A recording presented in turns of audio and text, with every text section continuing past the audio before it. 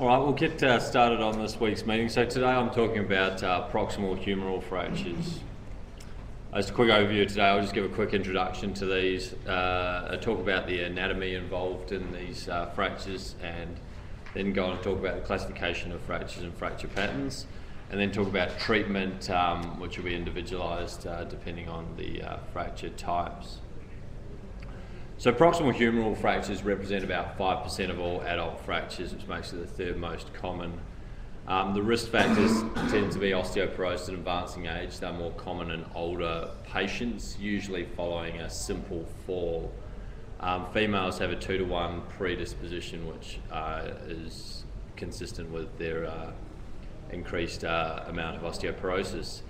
15 to 20% of these fractures have significant displacement or angulation.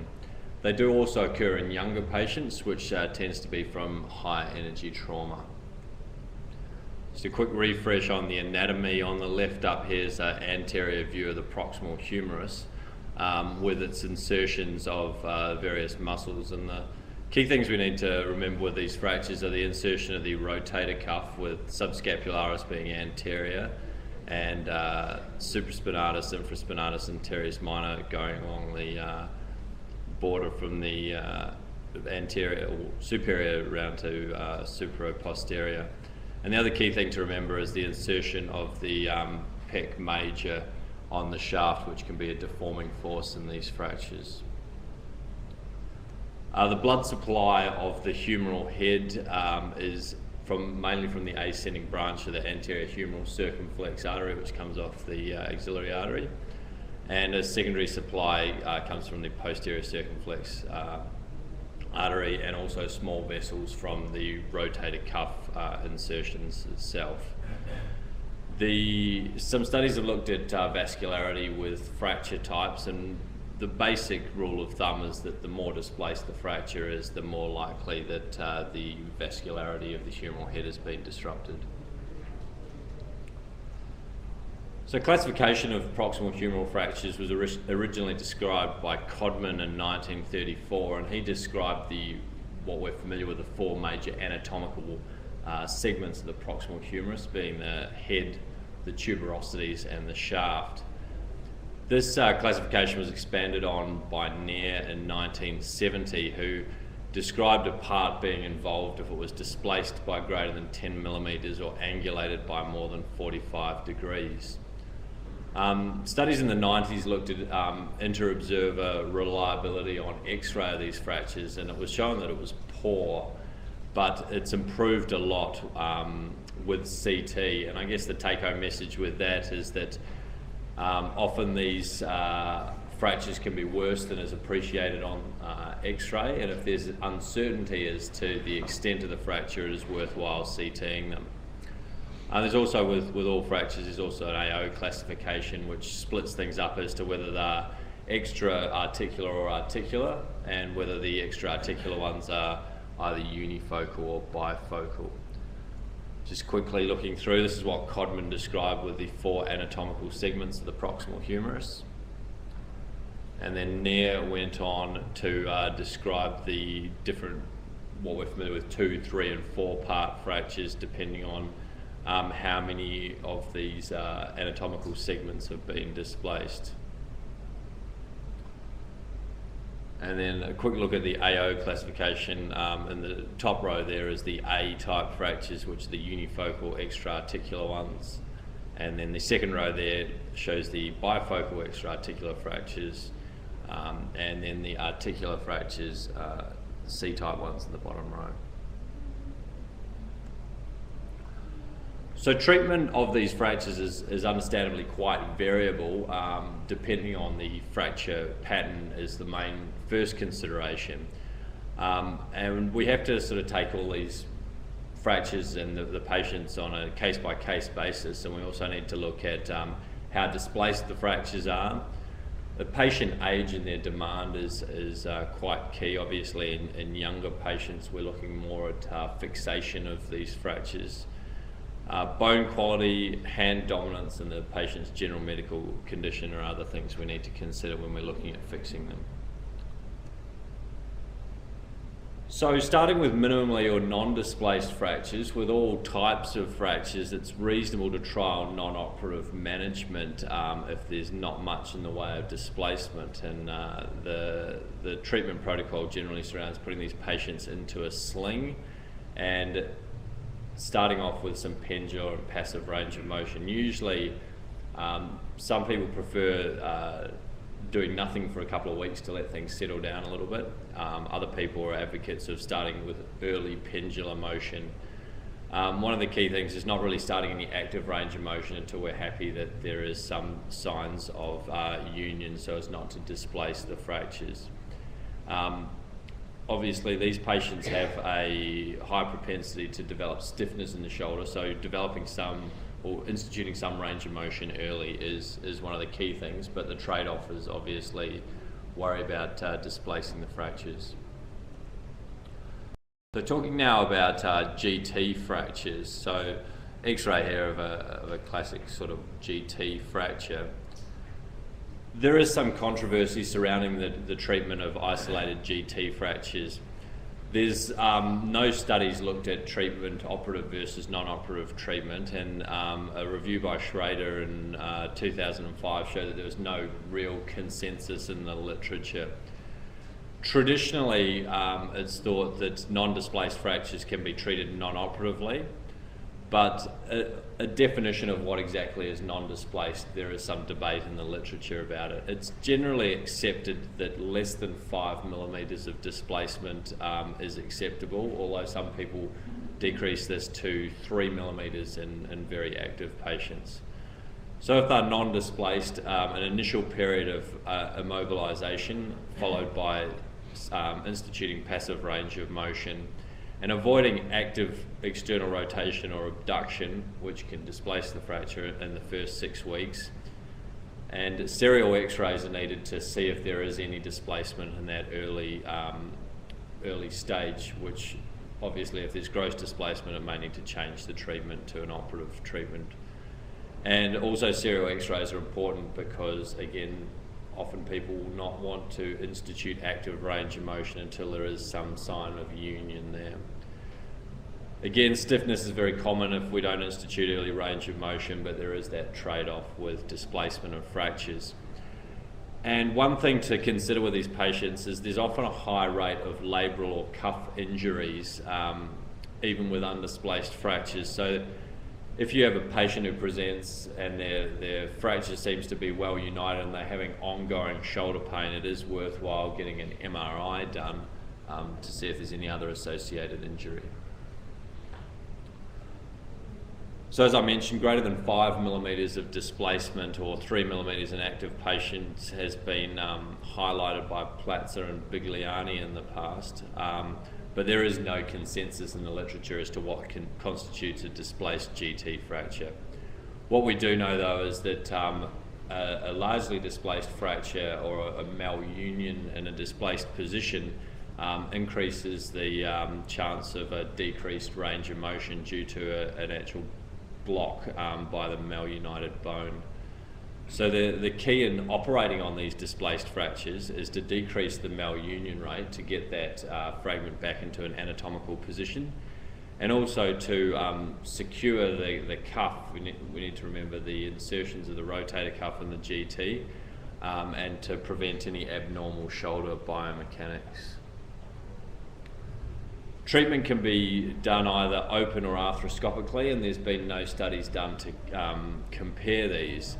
But basically, the principles surround that there's a need to adequately mobilize the fragment, prepare the bed for it to be repaired to, reduce that fragment down and repair it. And some people advocate, even rather than completely anatomically reducing it, to inferiorize it slightly to maintain the cuff and the biomechanics of that. The fixation method can be done either through suturing the fragment down, especially if it's a small fragment, or if there's osteopenic or osteoporotic bone, or otherwise it can be fixed with 1 or 2 screws with a washer.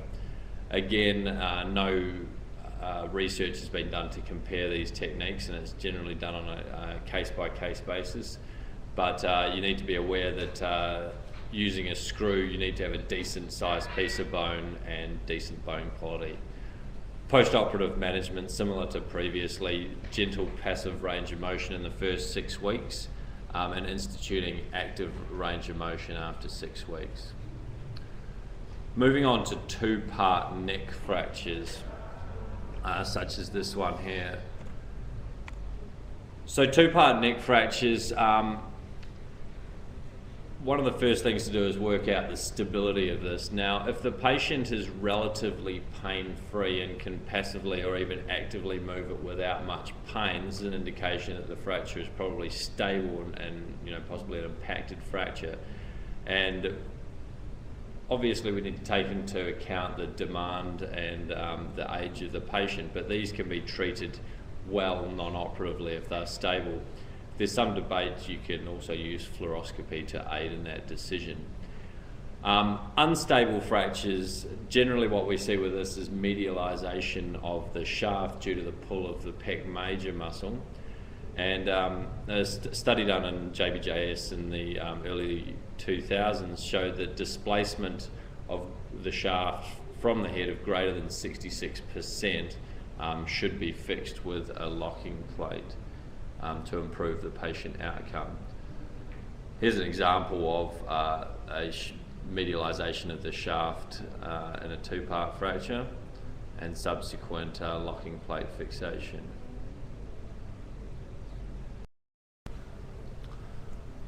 So moving on to 3- and 4-part fractures.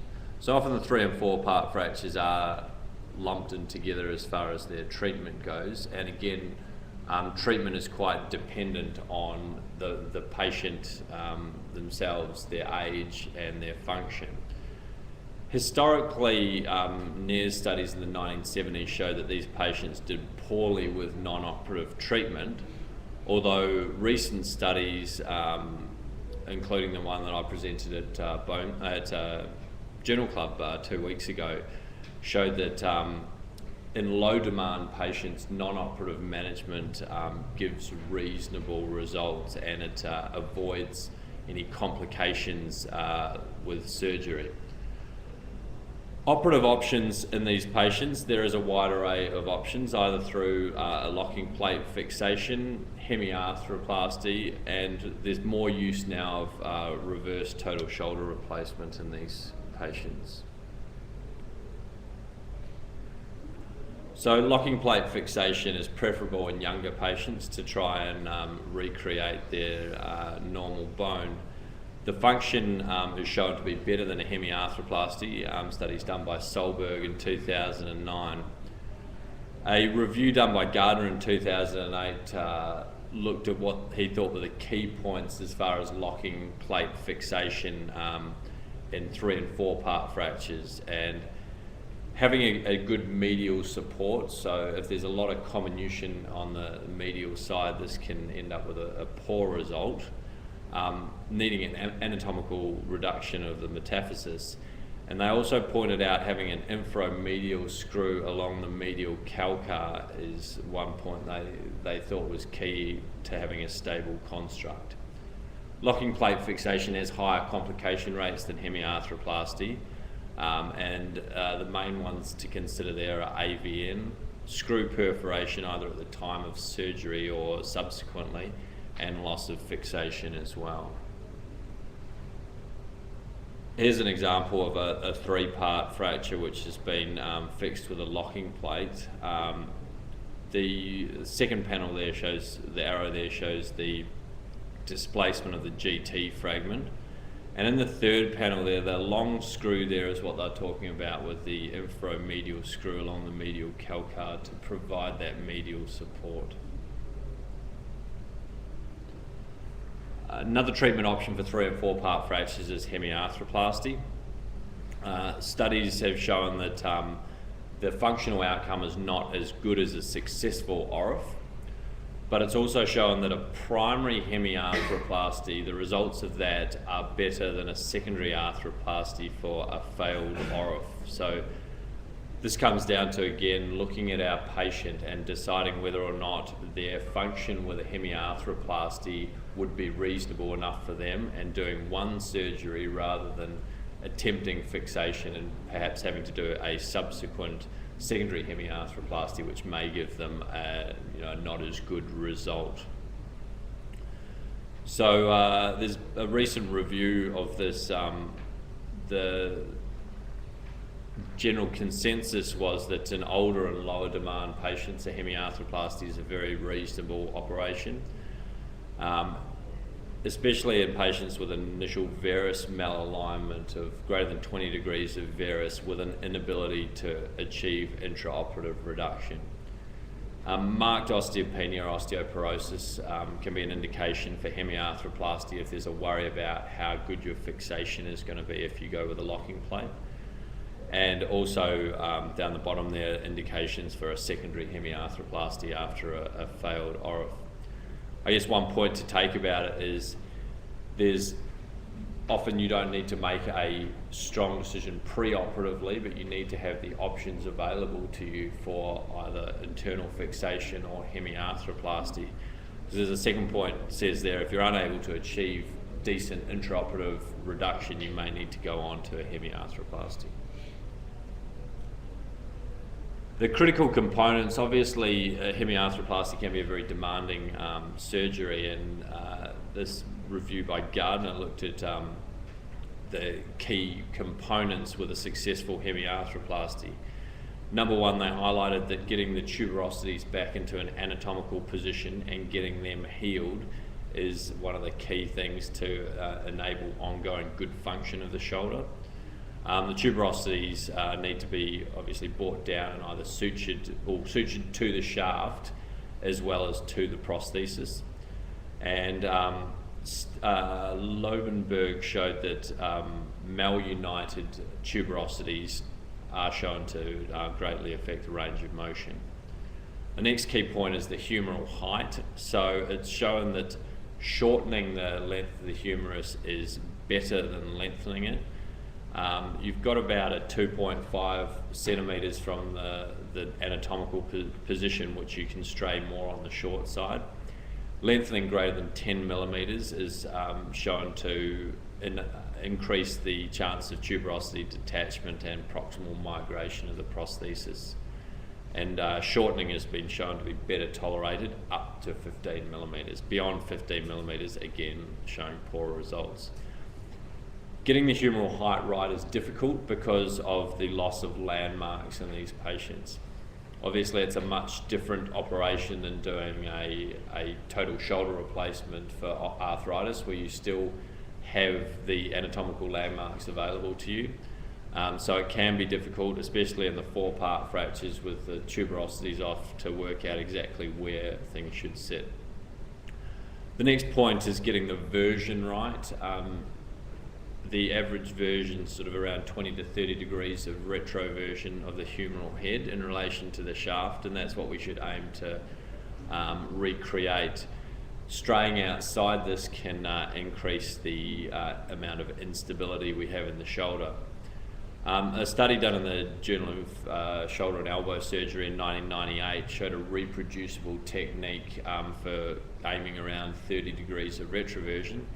And that was by aiming the lateral fin of the prosthesis 30 degrees posterior to the bicipital groove. And here's an example of a hemiarthroplasty. Post-op protocol in hemiarthroplasty. Initially, again, the patients are immobilized in a sling. Pendular exercises for the first 2 to 3 weeks, and then starting passive range of motion exercises, and again waiting to do active range of motion when we're happy that the tuberosities are uniting and they're not likely to displace. After active exercises have been instituted, usually after about 6 weeks, then moving on to isometric cuff and periscapular strengthening. And studies again have shown it's about 9 to 12 months until maximum improvement has been achieved by patients. And with all of these osteoporotic or low trauma type fractures, we should always investigate and manage the osteopenia or osteoporosis. Hemiarthroplasty outcomes are shown to be good for pain relief, but patients rarely get back to their baseline range of motion or function. So patients need to be made aware of that and need to be made aware of the limited goals that we're trying to achieve with this operation. Just quickly on to reverse total shoulder replacement, which is increasingly being used in comminuted four-part fractures especially. One key thing with this, we discussed with hemiarthroplasty the difficulty with getting the tuberosities down and how that's such a key part of that operation. Tuberosity union is not essential in reverse total shoulder replacement because of the altered biomechanics of this type of prosthesis. By medialising in the centre of rotation and inferiorising the humerus, the biomechanics of the deltoid are changed, and this at any given point in the range of motion there's an increased length and tension on the deltoid, which can aid in the range of motion. Obviously a total shoulder arthroplasty avoids glenoid erosion that can be present with hemiarthroplasty. And there's been a recent study shown, which is a retrospective study, which has shown or looked at reverse total shoulder replacement versus hemiarthroplasty, and it has shown that these patients with reverse total shoulder replacements have improved functional scores, as well as improved forward flexion and abduction, but they tend to have a decreased external rotation. Again, it comes down to the surgeon being familiar and happy with the operation, because it is another technically demanding operation. This diagram here shows the difference in the centre of rotation and with the distalization of the humerus, and how at any given place in the range of motion, the deltoid, which is represented by the dark line with the arrow, has more length and more tension on it. And an example here of a reverse total shoulder replacement carried out for a fracture. In summary, with proximal humeral fractures, undisplaced or minimally displaced fractures can be managed non-operatively. In young or high demand patients, we should aim for anatomical fixation. And in displaced 3 or 4 part fractures, there is a variety of techniques we can use. Again, we need to consider the type of patient, all of which can be very technically demanding surgery operations, and all the techniques are viable, and it's a matter of choosing the right thing for the right patient, coupled with the surgeon's experience. And again, to highlight that point, each patient should be treated on an individual basis. And that's it.